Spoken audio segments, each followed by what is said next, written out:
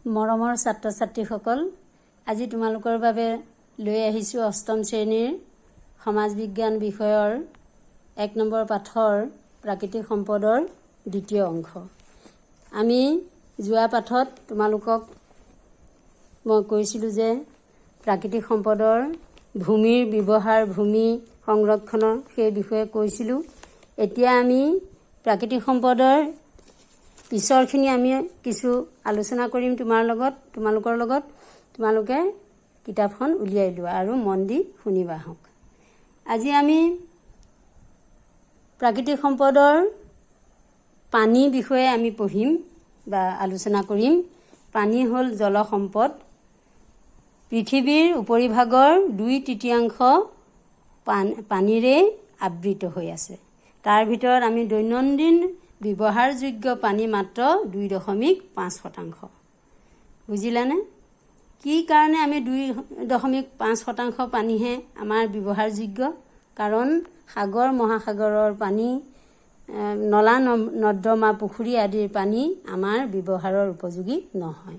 কাৰণ সেইখিনি পানী বিশুদ্ধ নহয়, বিভিন্ন কাৰণত দূষিত পানী।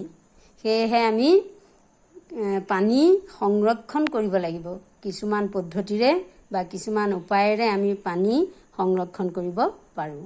এতিয়া কি কি উপায় অৱলম্বন কৰি আমি পানী সংৰক্ষণ কৰিব পাৰোঁ চাওঁচোন বাৰু। পানী সংৰক্ষণৰ ক্ষেত্ৰত বৃক্ষৰোপণ কৰিব লাগিব। বৃক্ষৰোপণ মানে গছ গছনি ৰুব লাগিব। তাৰপিছত আহিলে পানীৰ প্ৰদূষণ ৰোধ কৰি পানী সংৰক্ষণ কৰিব পাৰোঁ। বেদিকা কৃষিৰ জৰিয়তে পানীৰ প্ৰৱাহ হ্ৰাস কৰিও আমি পানী সংৰক্ষণ কৰিব পাৰোঁ। কৃষি ক্ষেত্ৰত জলসিঞ্চন কৰোঁতে পানীৰ ব্যৱহাৰ কম পৰিমাণে কৰি পানী সংৰক্ষণ কৰিব পাৰোঁ। বৰষুণৰ পানী সংগ্ৰহ কৰিও আমি পানী সংৰক্ষণ কৰিব পাৰোঁ। তাৰপিছত পানী পুনৰ ব্যৱহাৰ কৰি পানী সংৰক্ষণ কৰিব পাৰি। মুকলি ঠাইত গছ গছনি ৰুই পানীৰ বাষ্পীভৱনৰ মাত্ৰা কমায়ো পানী সংৰক্ষণ কৰিব পাৰি। আৰু পানী ব্যৱহাৰৰ ক্ষেত্ৰত আমি সকলোৱে সজাগ আৰু সচেতনতা অৱলম্বন কৰিব লাগিব। তেতিয়াহে আমি পানী সংৰক্ষণ কৰিব পাৰিম আৰু আমি ব্যৱহাৰযোগ্য পানী আহৰণ কৰিব পাৰিম। তাৰপিছত আহিলে আমাৰ বতাহ। প্ৰাকৃতিক সম্পদৰ আন এটা উপাদান হ'ল বতাহ। এতিয়া এই বতাহ শক্তি, বতাহৰ পৰা কি কৰিব পাৰি তোমালোকে জানানে বাৰু? যে বতাহ হ'ল এবিধ অক্ষয় শক্তি সম্পদ। বতাহৰ তীব্ৰতা থকা উপকূলীয় অঞ্চলত, পৰ্বতৰ গিৰিপথত আদিত বতাহ কল অৰ্থাৎ উইণ্ড মিল, বতাহ কল মানে হ'ল উইণ্ড মিল বহুৱাই তাৰ পৰা বিদ্যুৎ শক্তি উৎপাদন কৰিব পাৰি। আৰু এই শক্তিৰ দ্বাৰা পানী উঠোৱা পাম্প, আটা ময়দাৰ মিল, বৈদ্যুতিক জেনেৰেটৰ আদি চলাব পাৰি। মৰমৰ ছাত্ৰ ছাত্ৰীসকল, তোমালোকক এটা মই অভিজ্ঞতাৰ কথা কওঁ। আমি 2016 চনত গুজৰাটলৈ গৈছিলোঁ আৰু তেতিয়া গুজৰাটৰ আৰৱ সাগৰৰ উপকূলীয় অঞ্চলত বতাহ কল অৰ্থাৎ উইণ্ড মিল বা পৱন চক্ৰ বহুৱাই বিদ্যুৎ শক্তি উৎপাদন কৰা আমি নিজেই দেখি আহিছোঁ। গতিকে এই ভাৰতৰ গুজৰাটৰ কচ্ছ উপকূল অঞ্চলত এই বতাহ শক্তিৰ দ্বাৰা বৈদ্যুতিক জেনেৰেটৰ চলোৱা, পানী উঠোৱা পাম্প আৰু আটা ময়দাৰ মিল আদি চলাবলৈ গুজৰাট চৰকাৰে সেইখিনি সুবিধা কৰিছে। তাৰপিছত আহিলে আমাৰ বনজ সম্পদ। বনজ সম্পদ বুলি ক'লে আমি কিমান আমাৰ মনটো ভাল লাগে যে আমাৰ প্ৰকৃতিখন কি হ'ল, বনজ সম্পদে আমাৰ পৃথিৱীখনক এক সুন্দৰ আৰু সুকীয়া পৰিৱেশ এটাৰ সৃষ্টি কৰিছে, এটা শোভনীয় পৰিৱেশৰ সৃষ্টি কৰি আছে। উদ্ভিদে আমাক খাদ্য সম্ভাৰৰ লগতে দৈনন্দিন ব্যৱহাৰ হোৱা অনেক সামগ্ৰী যোগান ধৰিছে। প্ৰকৃতিৰ এই অমূল্য উপাদানসমূহৰ সৈতে থকা মানুহৰ পাৰস্পৰিক সম্পৰ্কৰ ফলতেই অঞ্চল বিশেষে সুকীয়া সুকীয়া পৰিৱেশৰ সৃষ্টি হৈছে।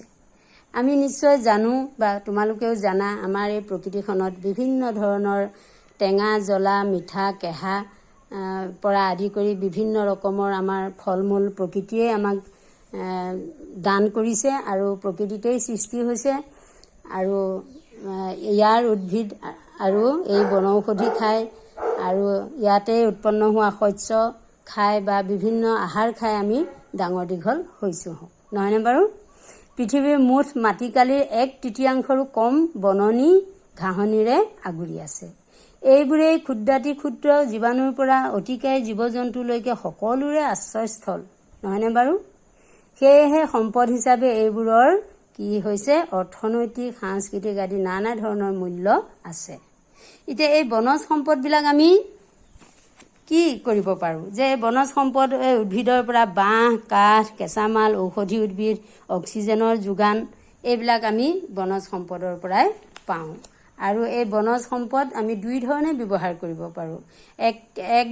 এক নম্বৰ হ'ল বাণিজ্যিক ব্যৱহাৰ আৰু দুই নম্বৰ হ'ল পাৰিস্থিতিক ব্যৱহাৰ।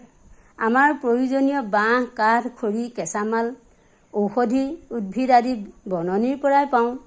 আমাৰ এই লিখিবলৈ লোৱা এই কাগজখিলা কিতাপখনৰ এইবোৰ কাগজ, এই কাগজবিলাক আমি ক'ৰ পৰা পাওঁ? আমাৰ বনজ সম্পদ বাঁহৰ পৰা পাওঁ। জানানে বাৰু তোমালোকে? বাঁহৰ পৰাই আমাৰ এই লিখিবলৈ লোৱা কাগজখিলা তৈয়াৰ হৈছে। গতিকে লিখিবলৈ ব্যৱহাৰ কৰা কাগজখিলাও আমি বনজ সম্পদৰ পৰাই আহৰণ কৰোঁ। এইবিলাকেই বনজ সম্পদৰ বাণিজ্যিক ব্যৱহাৰ, বুজিলানে? সেইদৰে উদ্ভিদে আমাক অক্সিজেনৰ যোগান ধৰে, বন্যপ্ৰাণীক আশ্ৰয় প্ৰদান কৰে, মাটি সংৰক্ষণত সহায় কৰে। এতিয়া উদ্ভিদে আমাক অক্সিজেনৰ যোগান ধৰে। এই অক্সিজেন নহ'লে আমি জীয়াই থাকিব নোৱাৰোঁ। এজন প্ৰাপ্তবয়স্ক মানুহক দিনে গড়ে 5ৰ পৰা 6 কিলোগ্ৰাম অক্সিজেনৰ প্ৰয়োজন হয়, জানানে? এই অক্সিজেন সাধাৰণতে উদ্ভিদৰ পৰাই আমাৰ পূৰণ হয়, নহয়নে বাৰু? আমাৰ এজোপা ডাঙৰ গছে 4জন মানুহৰ অক্সিজেনৰ প্ৰয়োজন পূৰণ কৰিব পাৰে। আমাৰ এতিয়া বৰ্তমান পৰিস্থিতি এই COVID-19ৰ কাৰণে আমাৰ দেশত মহামাৰীৰ যি সৃষ্টি হৈছে, সেই মহামাৰীত তোমালোকে নিশ্চয় শুনিছা যে অক্সিজেনৰ অভাৱত আমাৰ ৰোগীৰ মৃত্যু হৈছে, কৰোনা পজিটিভ ৰোগীৰ মৃত্যু হৈছে। গতিকে আমাৰ মানুহেই একমাত্ৰ কি কৰিব পাৰে? কৃত্ৰিম অক্সিজেন প্ৰস্তুত কৰিব পাৰে। গতিকে এই প্ৰকৃতিৰ পৰা কৃত্ৰিম অক্সিজেন প্ৰস্তুত কৰি আমাৰ ৰোগীসকলক দিবলগীয়া হৈছে, তথাপিও ৰোগীৰ সেই অক্সিজেনে পৰ্যাপ্ত পৰিমাণে হোৱা নাই আৰু দিনে দিনে মৃত্যুমুখত পৰিছে। গতিকে ছাত্ৰ ছাত্ৰীসকল, তোমালোকে গছ গছনি কেতিয়াও তহিলং কৰি নাকাটিবা, পাৰিলে দুজোপা ৰুবা, নহয়নে বাৰু? গছেই আমাৰ অক্সিজেনৰ মূল আধাৰ। এতিয়া আমাৰ এই প্ৰাকৃতিক সম্পদৰ এইখিনি কথা তোমালোকক মই যি পাৰোঁ থুলমূল আভাস দিলোঁ। গতিকে তোমালোকে মন দি শুনিলা। ভিডিঅ'টো এবাৰ নোৱাৰিলে দুবাৰমান হ'লেও তোমালোকে শুনিবা আৰু মনত ৰাখিবা। এতিয়া মই গৃহকাৰ্য হিচাপে অনুশীলনীৰ 3টা প্ৰশ্ন কৰিবলৈ দিওঁ। কিতাপখনত এয়া চিন দি দিছোঁ, চোৱাচোন। 4 নম্বৰ, 5 নম্বৰ আৰু 6 নম্বৰ এই 3টা প্ৰশ্ন তোমালোকে গৃহকাৰ্য হিচাপে বহীত সুন্দৰকৈ লিখিবা আৰু পঢ়িবা দেই। আৰু চাবোনেৰে হাত ধুই পৰিষ্কাৰ হৈ সকলো কুশলে থাকা। আৰু পিছত আমাৰ পিছৰ পাঠত তোমালোকক বুজাবৰ বাবে পোৱাৰ আশাৰে আজিলৈ পাঠ সামৰিছোঁ।